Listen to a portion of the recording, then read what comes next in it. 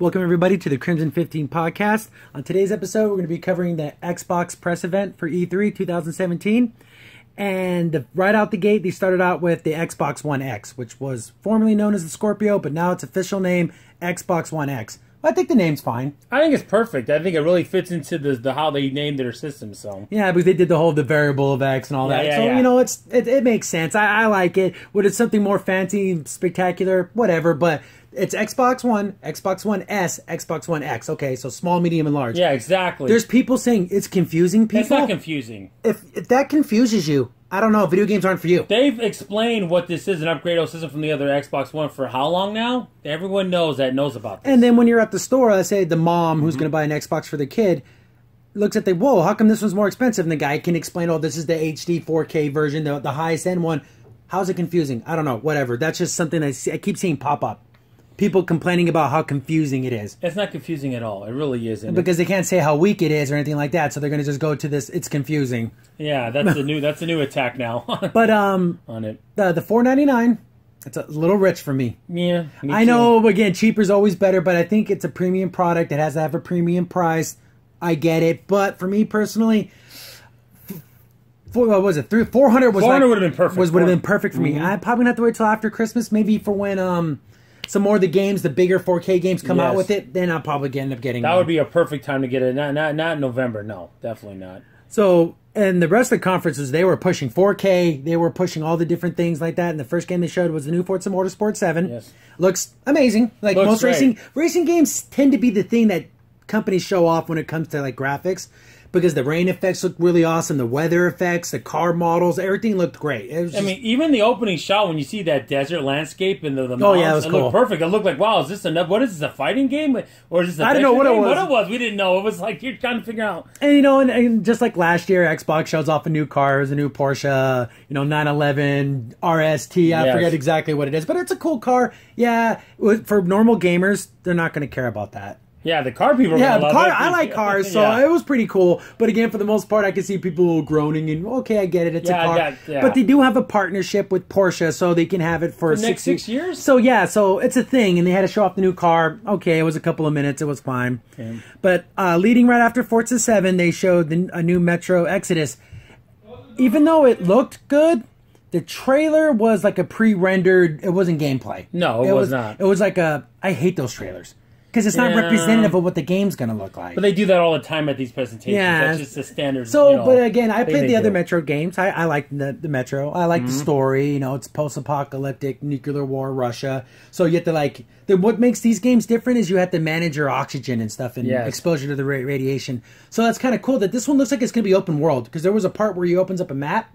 So I'm thinking, because before the other games were linear like missions. This looks like it's going to be open world, which seems to be the thing with games now. Everything's open world. That's the standard. Like, we're becoming more. There's no more linear. It's becoming all sandbox. That's the everything's a sandbox. Everything's a sandbox. So besides it being I don't want to say fake trailer, but it wasn't a gameplay trailer. It was just a trailer. Yep. Exactly. So leading into the next game, Assassin's Creed Origins. Never been a fan. I'm just saying right now. I played the first one. And I played a little bit of the second one, and I stopped caring because the story was so crazy. And I started playing it in the beginning to get the story, but then it started getting really weird with all this extra, Yeah, and I just stopped. And then weird is about the new one. It's like even before the Masons, so this is like even before. Yeah, this is like Egyptian. And so it looks fine, but it's not for me. Yeah, exactly. It looked great on the new system, the Xbox One X, but that's not for me. Yeah, that was just, I think that was kind of like a moment for me. Yeah, exactly. It wasn't anything impressive. So then they moved on to Unknown's Battlegrounds, which has been really big on the PC scene. It's been really big with the streamers because it's kind of like it's an arena, a huge arena where there's 100 people on it, and then whoever last man standing. Yeah. And that's how the game works. There's vehicles and guns and... It's kind of an obscure game. You might have heard of it. It's called MAG. That was on the PlayStation. That was like that, like a big thing. But it wasn't gone to 1-on-1. But you have big teams of 50 on 50. See, it's weird. I guess you can work together if you want to, but I think there's only one winner. Yeah, that's it. So this is, again, I don't know, like Hunger Games, but it's a lot like that, where technically you could work with someone, but at some point you're going to end up having to kill each other. Yep. And it's fine. It looks pretty cool. And again, they're getting tons of updates on the PC. So you can even use frying pans, everything at the end of the trailer. Yeah, like anything is to keep yourself alive. So it looks all right. I haven't played it yet on PC, but it looks cool. It'd be definitely worth the rent, if anything, to give it a look at. and then their first kind of stylistic graphical game that looked weird, like it had a strange look to it, was Deep Rock Galactic. And I guess this game is a team-based exploration survival game where you play a bunch of dwarves in outer space. Yeah, in outer space of all places, right? Yeah. And you go, I guess there's different phases. You have to do the exploration part, the mining part of like whatever you're looking for, look like gold. Yeah. And then there's the defense part where you end up having to fight your way waves and waves of enemies. The way the art looks like, it looks like you're the Final Fantasy 4 dwarves, yeah. They're doing Dig Dug in outer space. It's crazy. That's the way I look at it. That's what makes it funny. So that looked interesting. Again, you're probably going to need 3 other people to play. It's probably best with more people to play. So yeah, I don't think a singular experience would really get the full effect of it. Yeah, so the computer-controlled partners, but actual human partners would probably make that game a lot better. Yeah. Then they moved on to State of Decay 2. And the complaints about this one that I've been hearing online is that this trailer was like 4 minutes long. It was pretty long. It was a long trailer. I was a fan of the first game. I liked it. I like that they're adding more, making it bigger, making it grander. And I love all the little decisions you have to make about saving people. It's really cool. The trailer was slow. The trailer, just the presentation of it wasn't very good. Yeah, it looks like there's going to be a new protagonist, too, in this one, from what I could tell. Well, it's all random. Like there is never just one. It's funny because you have like your one character you kind of like, but they can die. Oh, so then you have to pick up another character. That's what it looked like because they made the girl. Because it was the guy looked like he was going to be it, then all of a sudden he died, and then the girl became... because that's how the first game was like that, too, where you kind of start off with one guy, but things can happen, and then you just end up controlling another guy. So that was cool. That's a realistic element. I never played the first one, so that's really cool. It's a fun game. And then leading into the next game was called the Darwin Project. And this one was just weird when I saw it, because I'm like, first it starts out with a CGI trailer, then it goes into gameplay, which I guess it's like a televised arena battle game. Yeah, exactly. And the weird is, you all of a sudden, speaking of televised, there's an announcer on stage doing it. I wonder if he's going to be in the game doing that, which I'm assuming there was going to be that. I guess the game itself is going to be put together with the Mixer streaming service on Microsoft, because after watching the trailer multiple times, I saw that it showed like the people fighting in the arena, and I guess people as they're watching on the stream could actually interact with the game because someone on the Mixer, while watching it, gave someone a shield. Yeah. Like, as they were fighting. So I'm wondering if you can give people negative effects, positive effects, and see how you get points that way watching it is that you have to stream your own things from other games. So it's kind of a weird meta thing. Like, you're kind of It's weird. It kind of, again, much like in Hunger Games, where, like, if you're a popular person, you're going to get people wanting to give you things because they want to see you win. Or maybe you'll get people wanting to see you go down. I guarantee you we're going to get the next YouTube star. There's going to be something from this. As long as there's balance and it's not unbalanced or anything like that with weapons, and what if someone is just universally loved and they just get everything? Well, then that's not fair to there's got to be a drawback to it too. There's got to be maybe the effect doesn't last long, but we don't know that. So yeah, definitely something worth looking into. Wanted to see more of it, but it looked pretty decent. Yeah. Then again, of course, there's Minecraft, and they always talk about Minecraft at Microsoft, and they're all connecting them to all the systems now. Yeah, the big news is you can play your Minecraft game with anyone who has a copy of Minecraft on anything. So mobile people on cell phones can play with Xbox people, play with Switch people, play with PC people, play with tablet people, can all play together. I think it was kind of funny, even though it doesn't mean anything. In the initial trailer, they were showing pictures. You see the big old Switch in the background being made. Yeah, like just being silly, showing the different systems. I thought that was which is fun. I was like, I've seen people like get all complaining about them. Like, what? People get to play together. Why do you care? Yeah, I think it's and fun. Then they start complaining about Minecraft. Well, if you don't like it, then don't play it. I mean, I don't like Minecraft. It's not my generation. It's not. It's for the younger kids. You know, like my nephews. Yeah, they love that kind of stuff. So it's not for us. It's cool that you got cross-platform play on such a huge type title. And they actually made the graphics look better. Yeah, they added like with the lighting effects with the 4K stuff, but again, it's still flat, but it still looks better though. I give you that.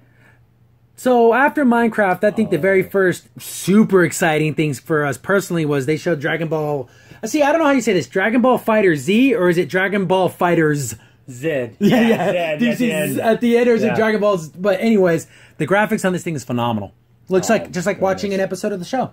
It's so integrated between the interactions and when you fight, and then like even the intros. When the it's cool. In, it's like awesome. They showed a full fight. It was like 7 minutes long. Goodness, and then honestly, it's the best episode of Dragon Ball Z I've seen ever. So in years at least, right? Yeah, cool. You have all your favorite characters. The animations are perfect. I mean, dead on like cell animation at its finest. It looks just like the show. And the cartoon animation, 3-on-3 fighting, just like an old favorite fighting game, like Marvel's Capcom 2. Yeah, perfect. You could tag in and out, and everything has a tag mechanic.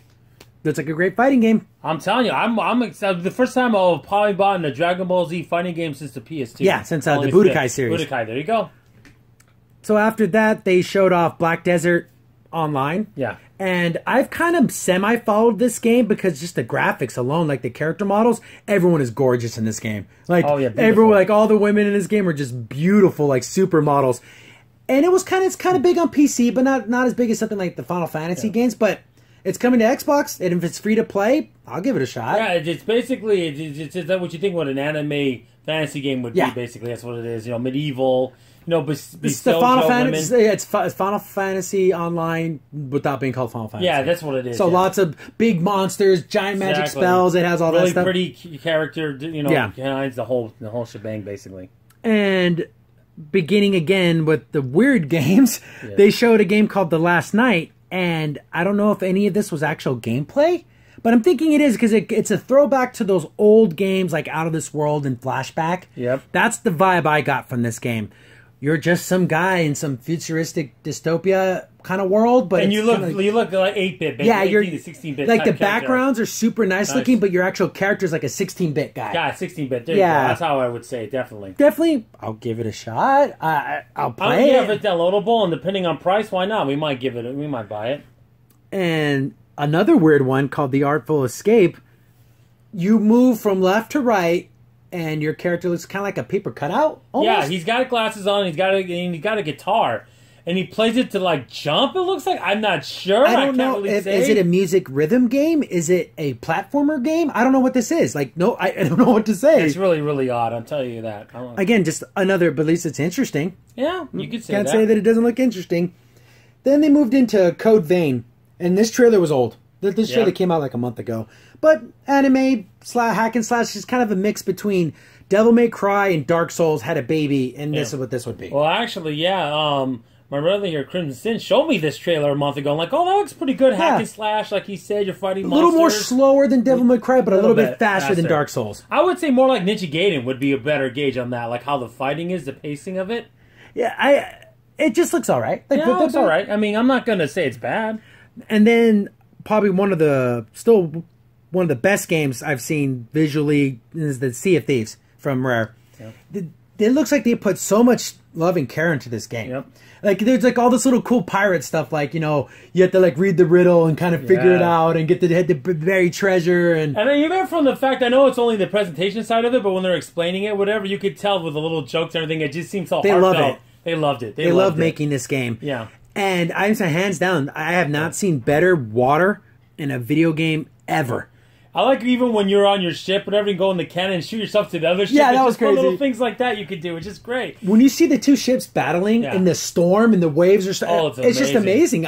My jaw's on the ground how great that looks. I mean, this is the type of game where you could play with other players, just get a whole team together and just go try to find treasure and have fun. Yeah, like this could be like you make your own pirate guilds and like I want to see how deep everything is, because we get a little bit more every time they show this game off. We always get a little bit more. It looks really cool, and it's good to see Rare actually do something that looks great, that looks up to their A game. It actually looks like it has passion, exactly, as opposed to like some of the sillier things they've been doing for Xbox. This looks like their first big Pinata, that type of thing. It's actually great, And then they showed off a game called Tacoma. It's an old game on the PC, but basically you go onto like a derelict space station and you're trying to solve what happened to the crew. Yeah. And there's like memory fragments and you can like try. It's like a detective space game. And the memory fragments are represented by like looking like those things you see with people. Polygons like we see on the men's and women's bathroom. They're like, and then slowly but surely you start figuring out what happened. Mm-hmm. And then, so it's like a mystery game. It's gotten pretty decent reception on the PC. Gonna be on Xbox. Cool. It's a great addition. It could be okay.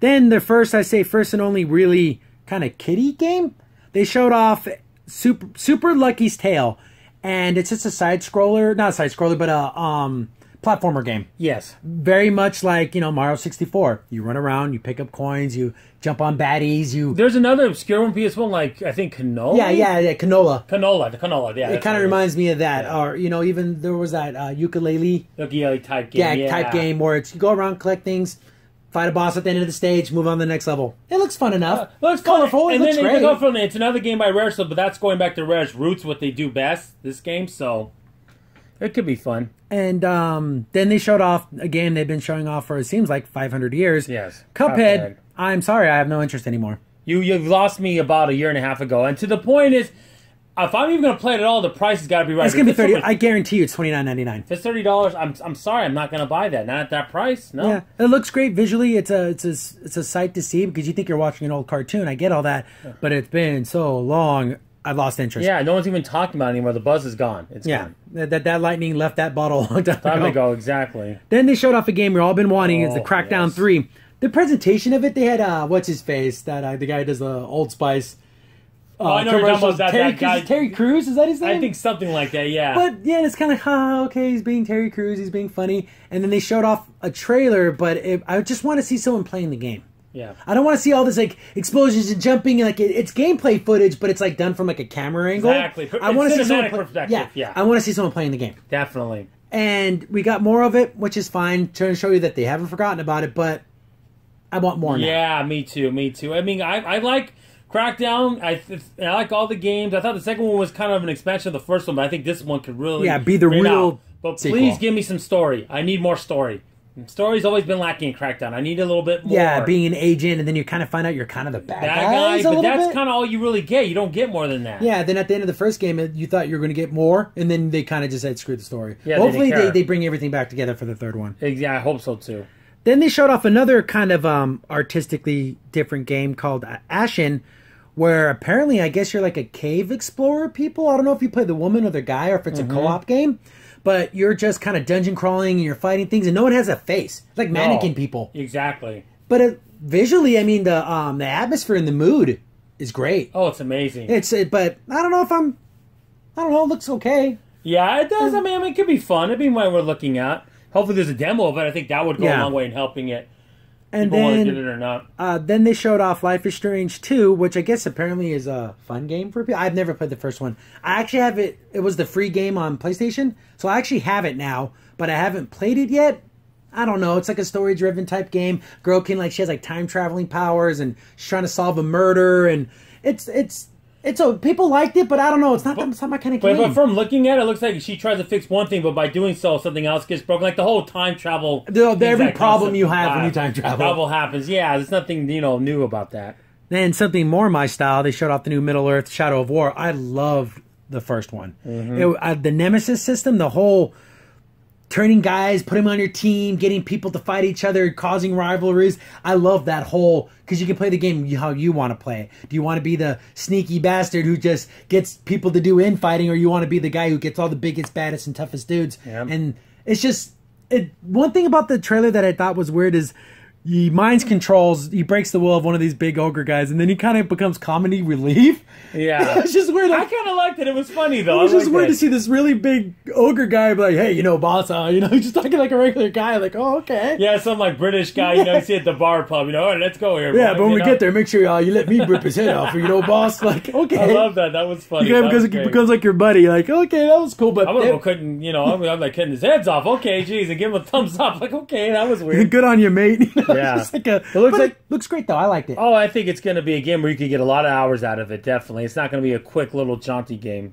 Then from something that was super visceral and violent and dark and dingy, they transferred, they segued into Ori and the Will of the Wisp. If anyone's played the first Ori, it's just a beautiful game. Oh, yeah. The backgrounds, it does this effect where the backgrounds are multi-layered, so it looks like there's depth. It almost feels like you can reach into your TV and it's just beautiful. The game and the music. And that background, like I said, is layered too. Like it's so layers. deep. It's like you keep looking at it, like, okay, what's behind this one and that tree and that limb that just keeps going on and on. It's definitely I played a little bit of the first one. I haven't beaten it, but it's a cool game. I like it. If you like those Metrovania style games, which they seem to be in abundance nowadays. Which seems dime a dozen, but this one has beautiful music and beautiful graphics and a heart touching story, like this little glowing rat creature thingy, and it's just like you're this small innocent little thing and you're trying to help so much. It's like it's just a beautiful story. I just thought it was really great, and then you had like a live piano guy on stage, like playing the score. That gave you a nice little touch. Yeah, it was cool. I really liked that one. And then the big thing that everyone, the whole crowd erupted, this was the bombshell, is they're going to have original OG Xbox games going to be backwards compatible. Original system. I mean, it's incredible. So the Mech Assault, Crimson Skies, Brute Force. These are just off the top of my head. Oh, Halo, obviously. Yeah, they're old Halos. It's just crazy to think, man, those games are so old. I remember getting our original Xbox way back in the day, and it's like, oh, we can play those games again. Exactly. Games I wish were going to be on the Shimu too. I know it's not going to be, but I guarantee it's not going to happen. But I guess they're also, as I was reading, they're also releasing a original, the Duke controller, the big monster behemoth. They're actually releasing that in a USB, so you can actually use it on the Xbox One. But what's so funny about that controller? There's not that much difference, not really. Oh, it's big, it's huge, and the buttons are in difference, but it's different enough. Yeah, it's different enough, but... And, of course, the white and black buttons. Yeah, instead of, like, they made those the left bumper and right bumper. Yeah. So before we just had two triggers, not bumpers and triggers. Exactly. So they basically took those two buttons and put them up there. Yeah, basically. Yeah, so you just had to get used to it. A little bit of history between Xbox and now the Xbox and what it is today. And then they closed out without a doubt, I can say, it looked like it is the game of the show.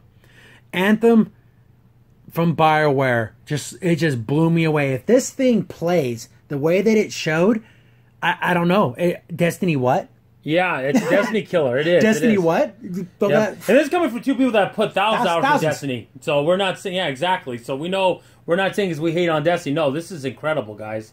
And it's coming from BioWare. You know what? I'm kind of glad. And the first thing they kind of showed was like you're talking to this guy and you're getting your mission, and the facial animations are better, just as good as anything I've ever seen in any game. So this whole BioWare can't make facial animations, blah, blah, blah, blah, blah, stupid they jokes. destroyed that. Yeah, the game looks absolutely freaking amazing.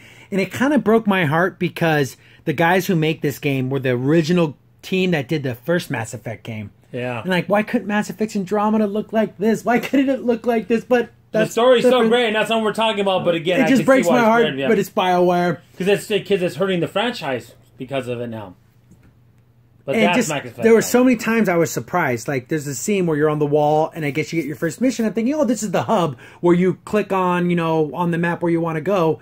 But instead, the character, she just jumps off the wall and starts flying into the. You think you're gonna go to a map like on the. Like on the Destiny. Earth, the Earth map. Okay, I go to this section. No, you just jump right down. And you start flying.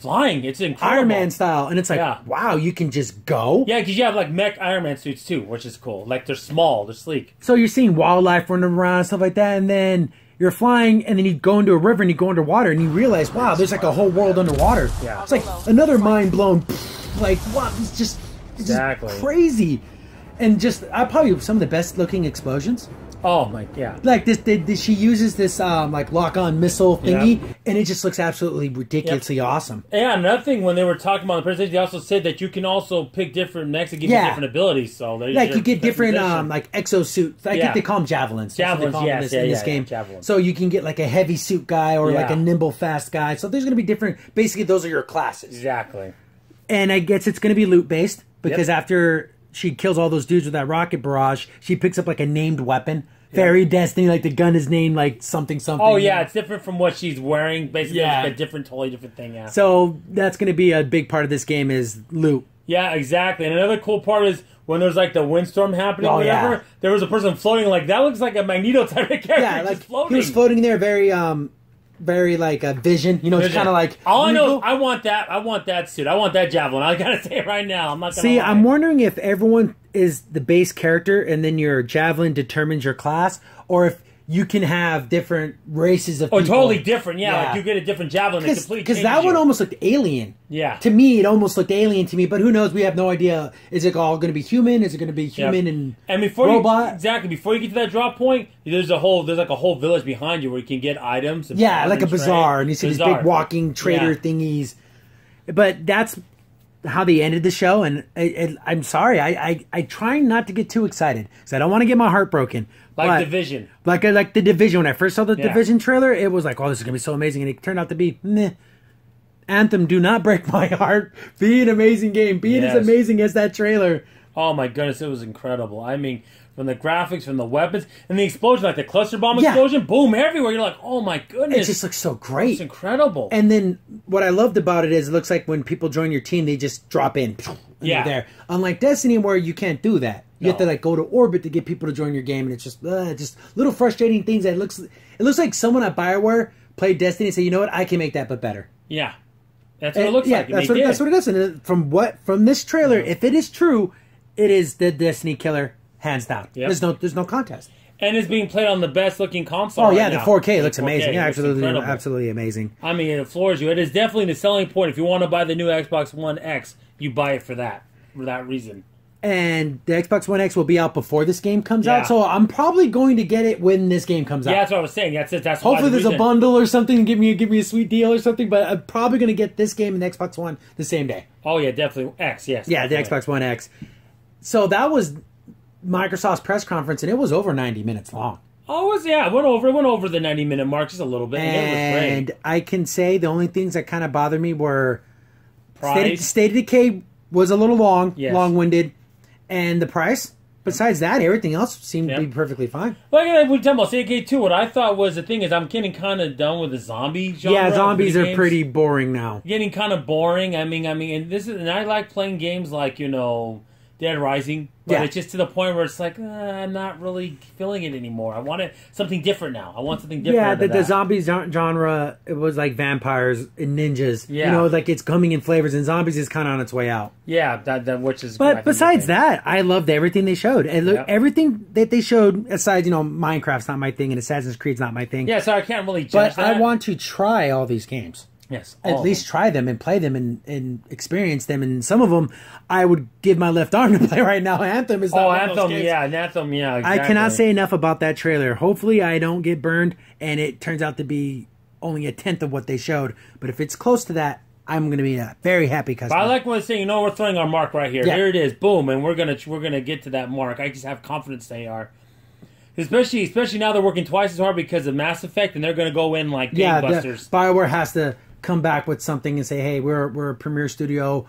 Mass Effect Andromeda, its shortcomings, we understood them, and now we're not going to do that anymore. Yep. As a company as a whole, I know it's not the same team, but as a whole, BioWare name got a little tarnished. It did. Because again, it would be fine for another company, but their standards are so great. When you see anything less of that, it's going to be kind of like, oh, okay, that's your big game, your big finish. So yeah.